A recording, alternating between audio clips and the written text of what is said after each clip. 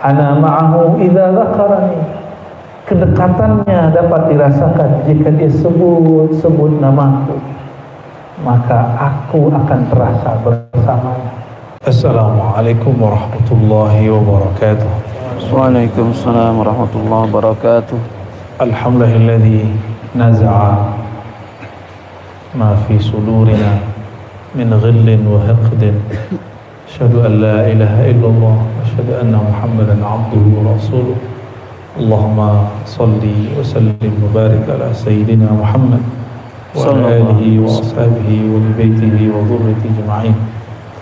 Amma ba'du, Allahumma bika asbahna wa bika amsayna wa bika nahya wa bika namutu wa ilaika nushur.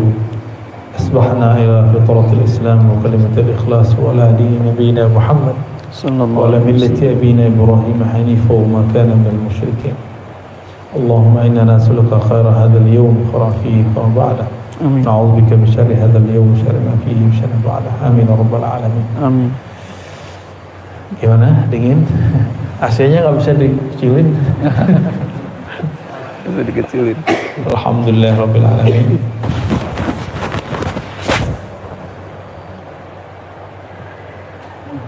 Insyaallah pagi ini kita akan mencoba sedikit membedah satu kisah yang ada di dalam surat Al-A'raf. Al-A'raf berarti tempat-tempat yang tinggi di surga. Nanti pada hari kiamat Allah Subhanahu wa taala memasukkan ahli surga ke dalam surga, ahli neraka ke dalam neraka. Dan di saat itulah nanti penduduk surga memanggil penduduk neraka. Oh, berarti penduduk surga neraka ini masih bisa komunikasi. Pakai kartu apa tuh ya? Pakai handphone apa tuh? Kita nggak tahu ya. Maka dalam ayat 44 nanti silakan dimulai ya. Ayat 44 sampai 50-an lah ya. Wa nada ashabul jannati ashaban nar an qad wajadna ma wa'adna rabbuna haqqan. Kata ahli surga, hai penghuni neraka, kami mendapatkan apa yang dijanjikan Tuhan kami itu benar. Bagaimana dengan kalian yang dulu dikhabarkan kalau kalian kufur kalian akan mendapatkan siksa? Kalian dapatkah itu? Itu obrolan mereka. Qalu na'am ya. Fa hal wajadtum ma wa'ada rabbukum haqqan? Qalu na'am. Orang-orang di neraka jawab, betul kami mendapatkan apa yang kalian kabarkan dulu. Kalau kufur disiksa. Kalau kata ahli surga, jadi dulu di waktu dunia ahli surga tidak vokal. Tapi ketika nanti di akhirat yang vokal siapa? Ahli surga. Fa'adzana mu'adzinun bainahum an la'natullahi 'alal zalimin. Lalu ada malaikat yang berseru, malaikat yang berazan. Jadi ada azan itu, ada azan berarti memanggil untuk sholat, ada azan berarti i'lam, pemberitahuan. An bahwasannya la'natullahi 'alal zalimin. Kutukan Allah berlaku terhadap orang yang zalim. Zalim yang paling tinggi bukan menzalimi dalam pengertian menyakiti orang lain, tapi zalim yang paling tinggi adalah menyekutukan Allah Subhanahu wa ta'ala. Siapakah orang zalim? Lalu disebutkan juga di sini alladzina yasudduna an sabilillah, yang menyimpang dari jalan Allah. Itulah mereka orang-orang kafir musyrik. Wa yabghunaha 'iwaja wa hum bil akhirati kafirun. Mereka mencari jalan yang bengkok. Wa bil akhirati kafirun, dan terhadap hari akhirat mereka kufur. Sampai di situ masih biasa ceritanya. Tapi kalimat setelah ini yang bikin saya kalau baca sendiri nangis. Wa bainahuma hijab, antara surga dan neraka ada hijab, penghalang tirai. Penghalang ini apa sulitnya sebenarnya ahli surga ngasih air ke dalam neraka, tapi nggak bisa. Melihat ahli surga makan minum, nggak ada kepanasan. Orang-orang di neraka nangis teriak. Apa kata mereka di ayat-ayat berikutnya? Ini kita pendek aja sampai ke ayat 50-nya. Wa nada ashabun nar ashabal jannah. Penduduk neraka mengatakan, menyeru, memohon kepada penduduk surga, an afidu alaina minal ma', tolong tuangkan sedikit sakratul maut. Orang-orang yang percaya kepada Allah rezekinya terus, nikmat rohani, nikmat batinnya terus sampai sekarang, terus sampai nanti di dalam surga. Di saat semuanya sudah berhenti mendapatkan nikmat kecuali ahli surga, maka penduduk neraka mengatakan, an afidu, tolong tuangkan sedikit saja air minum. Kira-kira gimana tuh? BBM naik, teriak gitu ya. Gimana ini?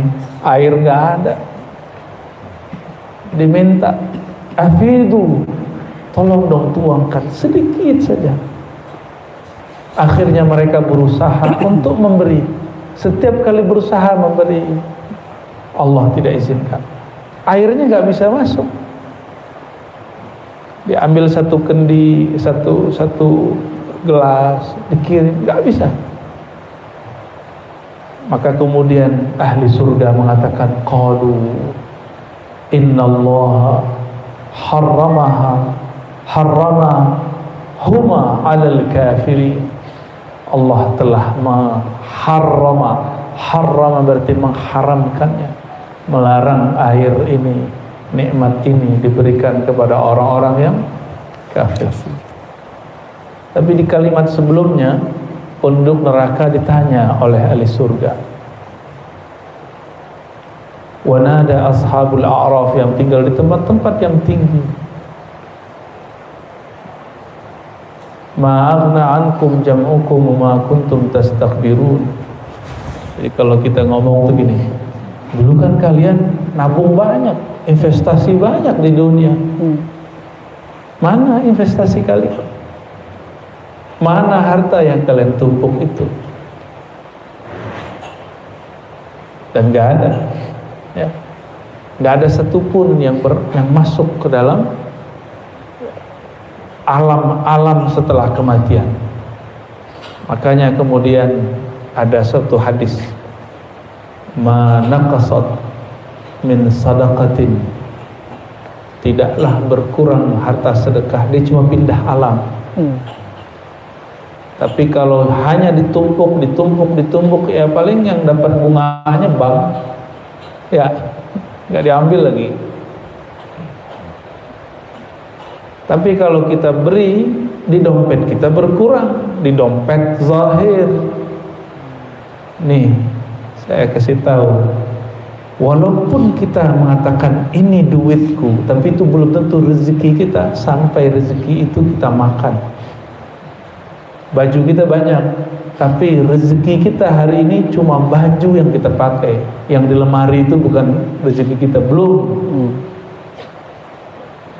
Maka uang yang di dalam tabungan itu belum rezeki kita, baru kita kumpulkan. Jam'ukum, yang kalian kumpulkan. Tapi kalau kita berbagi, kelihatannya berkurang secara nominal di dunia, tapi sebenarnya dia berpindah ke alam setelahnya. Bapak Ibu, saudara, sahabat-sahabat yang dimuliakan Allah, lupa kalau dingin ya. Alhamdulillah. Nah ini dialog, berarti dialog ngobrol-ngobrolnya ahli surga masih ada sampai nanti, masih ada. Nah, semoga ini pembukaan untuk membuat kita mau beramal ahli surga meskipun di dunia. Jadi kita segerakan amalnya. Tidur itu nikmat, Pak. Nikmat. Emang ada rasanya tidur? Apa rasanya tidur? Nggak ada rasa tidur. Tidur tuh nggak ada rasanya. Mau tidur 3 jam, tidur 5 jam sama aja. Emang ada rasanya? Rasa apa? Manis, kayak seger. Ya, bangunnya, bukan pas tidurnya. Cuma ingat sebelum tidur dan setelah tidur. Makanya Nabi mengatakan an-naumu akhul maut. Tidur itu saudaranya mati. Kalau di surga nggak ada lagi kematian, nggak ada lagi kematian. Di neraka juga nggak ada mati. Maka orang surga nggak sempat tidur karena nggak pernah capek. Orang capek itu isi perasaan yang capek. Nah, di ayat sebelumnya, ayat 43, wa naza'na ma fi sudurihim min ghillin. Kami cabut dari dalam kalbu mereka ghil, penyakit-penyakit yang membelenggu kalbu, yang bikin lelah, yang bikin capek. Maka kita perlu istirahat. Kenapa? Terlalu banyak di dalam pikiran ini sesuatu. Mau orang kerja, mau orang ngapain, tetap lelah, ya, lelah hayati ya. Nggak, banyak yang nggak tahu lelah hayati. Apa itu? Apa tuh? Jadi setelah kita renung-renungi, kenapa di dunia ini kita butuh tidur? Karena itulah saat dimana terbebas daripada belenggu-belenggu kolbu. Jadi tidur itu melupakannya. Sedangkan di surga tidak ada lagi namanya lupa. Maka Allah cabut semua belenggu-belenggu kolbu, udah gak ada lagi. Di surga itu udah gak ada. Gak ada sama sekali. Maka orang-orang di surga gak pernah capek, gak pernah lelah. Orang kalau happy, energinya berlipat-lipat, benar ya? Saya punya guru, dikabarkan beliau ini sakit, udah hampir lumpuh, jarang sekali jalan. Ahli hisab, bukan hisab dulu, itu lain lagi tuh. Bid'ah itu cung. Dikabarkan dapat hadiah haji dari pemerintah waktu itu. Zaman-zaman dulu, zaman masih orde-orde sebelum ini. Orang lagi berbaring, tiba tidur langsung berdiri lalu sujud syukur. Orang bingung, ini katanya lumpuh, kok mampu berdiri, kok bisa sujud lagi? Tadinya sholat cuma di atas kasur. Dan sampai di sana tawaf biasa, kuat ya. Kenapa? Hatinya senang. Jadi orang-orang yang hatinya bahagia, energinya berlipat. Jadi kalau Bapak punya tim, Pak, punya anggota yang bekerja, bikin dia happy, maka mereka akan bekerja sepenuh hati. Seneng, mau ditawarin gaji lebih gede di luar, tapi kalau perasaannya nggak enak, dia pilih sama kita. Tapi jangan kecil juga gajinya. Yang bikin dia nyaman gitu.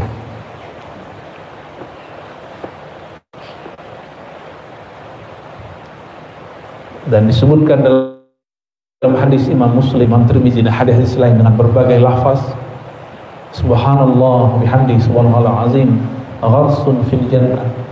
Ungkapan subhanallah bihamdi subhanallah azim itu adalah kebun-kebun surga, pohon-pohon surga. Pohon surga yang paling biasa kita lewati mi'ati ya, mi'ah masirah. Kita kalau jalan 100 tahun baru selesai, Pak. Jadi pohonnya rindang, cabang-cabangnya menjulang kemana-mana. Kita jalan dari bagian paling ujung ke ujungnya 100 tahun. Itu gede nggak tuh? Satu subhanallah wa bihamdi subhanallahil azim. Makanya Imam Abdul Hasan Syazili menjadikan wirid utamanya, salah satunya adalah subhanallah bihamdi subhanallah azim. Imam Al-Habib Abdullah Al-Haddad juga di ujung Al-Wirdul Latif menganjurkan baca subhanallah bihamdi subhanallah azim. Ya. Itu 100 kali. Mau mengamalkannya? Insyaallah. Ya. Subhanallah bihamdi subhanallah azim. Subhanallah. Ustaz, saya sibuk. Sibuk apa sih ente? Masa membaca subhanallah bihamdi azim dong, nggak bisa. Apa makna subhanallah? Kenapa kita kok merasa ini berat? Karena nggak ngerti bacaannya apa, nggak tahu motivasinya apa. Kalau dikabarin orang, kamu mau nggak kerja sama saya? Sebulan dapat kerja, dapat gaji, ya minimal 10 juta lah, langsung resign dari yang sebelumnya. Tapi kena macet, nggak apa-apa. Kita mau menempuh kemacetan cuma karena ingin dapat gaji dengan nominal tertentu. Berarti kita lebih percaya sama makhluk yang menjanjikan nominal di dunia daripada Nabi SAW yang mengabarkan benefit-benefit yang lebih tinggi, pahala-pahala yang lebih besar, keridhaan Allah yang tidak berujung. Gimana? Lebih percaya Nabi Pak? Tempat kerja? Nabi insyaallah.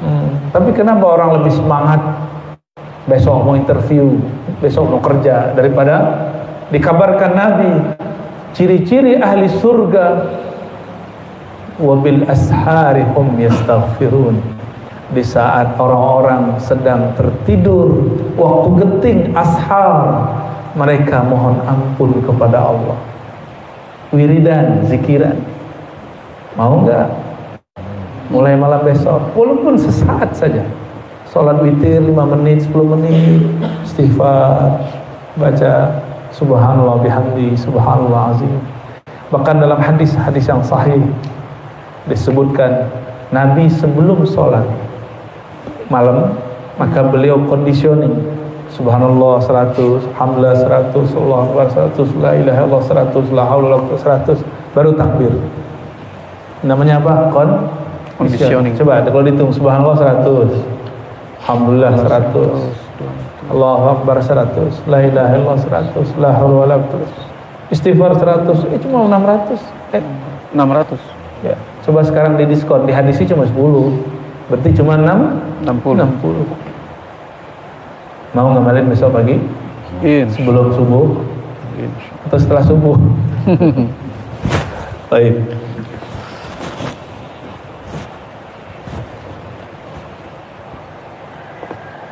Nabi SAW kunci surga ada di tangannya.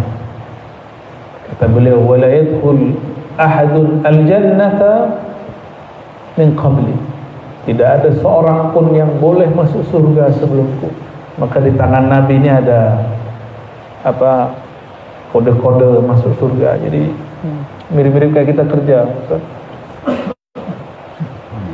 Good. Kalau orang Indonesia sebenarnya fingerprint ya. Fingerprint. Oh. Kalau bahasa Inggrisnya apa? Finger ya. Finger. Dan buka. Nabi Ibrahim nggak punya. Nabi Adam nggak punya. Nabi Adam, Nabi Nuh, Nabi Ibrahim, Nabi Musa, Nabi Isa, 124.000 para nabi tidak punya hak, nggak punya kode masuk surga. Nunggu Nabi Muhammad membuka. Maka bernamalah Sayyidina Muhammad SAW Muhammad Al-Fatih. Jadi Al-Fatih itu gelar hakiki Nabi Muhammad. Sedangkan Al-Fatih di masa Turki Utsmani itu cuma Al-Fatih Konstantin. Al-Fatih Al-Hakiki Nabi Muhammad Sallallahu alaihi wasallam. Disitulah rahasianya salawat Al-Fatih. Mau ngamalin? Insyaallah. Nanti minta ke Ustaz ya. Saya izinkan mengamalkannya, saya ijazahkan yang hadir membaca salawat al-Fatihah. Allahumma salli ala sayyidina Muhammadin al-Fatih lima ughliq. Ya Allah, sampaikan salam rahmat cinta kami kepada Nabi Muhammad sallallahu alaihi wasallam al-Fatih, sang pemegang kunci yang terbuka, termasuk kolbu yang terkunci. Rasulullah yang buka. Jadi kalau kita kurang frekuensi dengan yang di rumah, dengan keluarga, dengan saudara, kirimkan bacaan Al-Fatihah dan selawat, hadiahkan untuk kolbunya, pikirannya. Anak kita sulit fokus, bacakan selawat. Allah akan bukakan pelan-pelan, jangan baru baca sekali dua kali. Ya. Saya dulu masih kecil udah hobi begitu. Orang masih umur 12-13 tahun dikabarin guru, ambil air hujan baca 70. Itu banyak banget 70-nya. Fatihah 70, ayat kursi 70, kuliah 70, kul 4 70. Coba kali itu berapa tuh? Orang masih umur 12-13 tahun. Tapi saya merasakan efeknya saat itu. Kita mendapatkan az-zakah biiznillah, kecerdasan. Berarti yang cerdas bukan ar-razi itu, dicerdaskan karena berkah ayat-ayat. Sampai hari ini keberkahan itu yang saya rasakan. Baca satu teks nggak lupa insya Allah. Allah izinkan. Kenapa? Muhammad al-Fatih, Nabi Muhammad SAW yang membuka khazanah qalbu. Ya. Jadi Nabi Muhammad bernama Al-Fatih. Jadi ketika seseorang bertanya, saya ingin masuk surga, deketin aja yang punya kunci surga. Lalu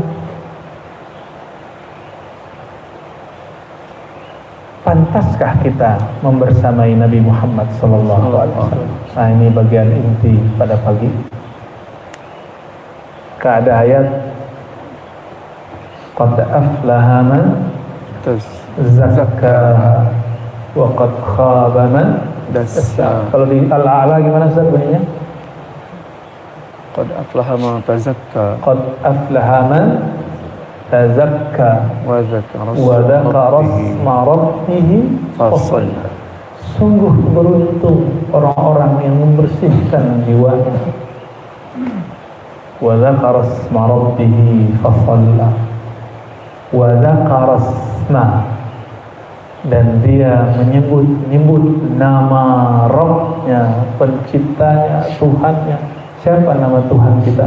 Allah. Sebut-sebut namanya.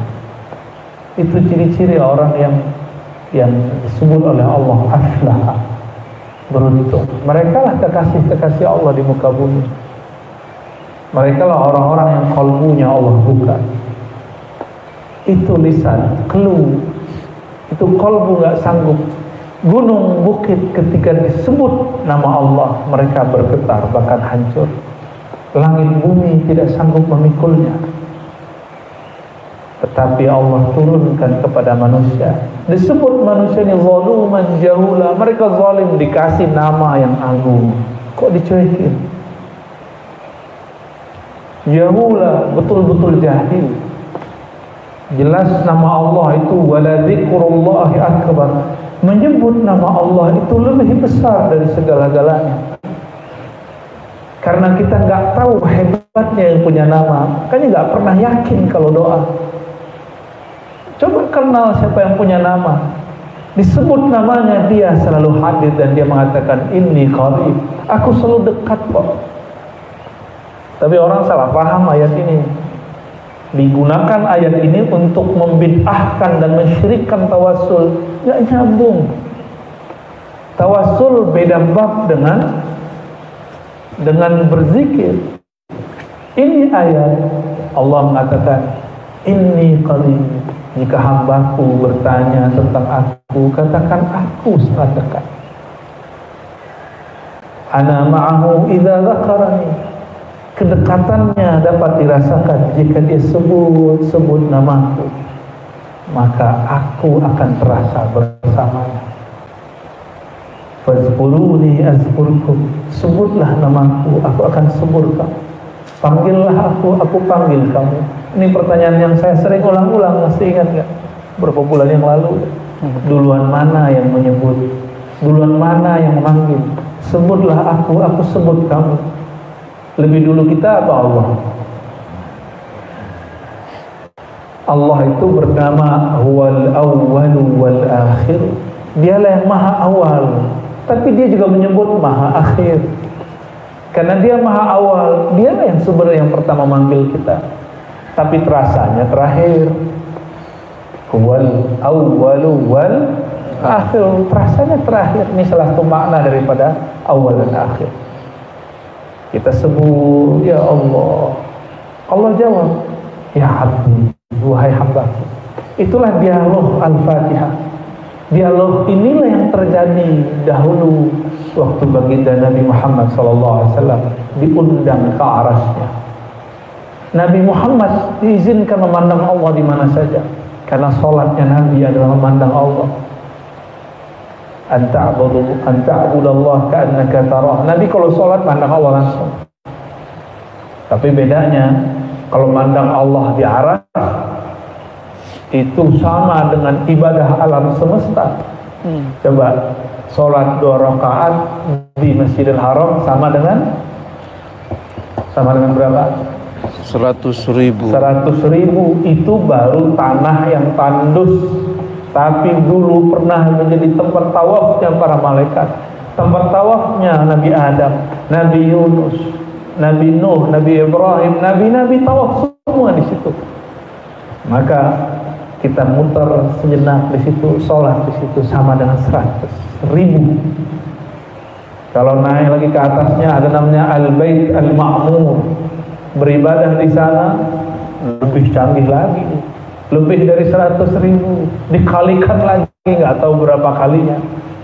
Gimana kalau ibadahnya di Ka'bah yang lebih tinggi lagi, di tempat yang lebih tinggi lagi, lalu puncaknya arsy Allah Subhanahu wa Ta'ala.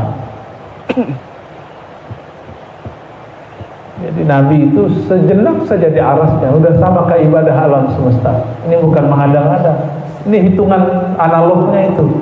Jika di bumi tempat paling mulia bernama Makkah, Al-Bait Al-Haram, 1 rakaat di sana sama dengan 100.000 rakaat di luarnya. Gimana kalau di atasnya? Gimana kalau di atasnya? Di atasnya terus puncaknya adalah arsy Allah Subhanahu wa Ta'ala. Yang mana Sayyidina Jibril nggak dapat izin masuk, karena dia nggak punya kodenya, ya. Padahal dia cahaya. Tubuhnya Sayyidina Jibril tubuh cahaya, tapi dia terbakar melewati cahaya yang lebih kuat dari ini. Nabi Muhammad SAW disebut nur ala nur, makanya Allah izinkan. Ini tubuh Nabi itu cahaya semua. Oleh karena itu rambut Nabi yang tersisa hari ini, kalau orang-orang ahli qalbu dia melihatnya seperti cahaya.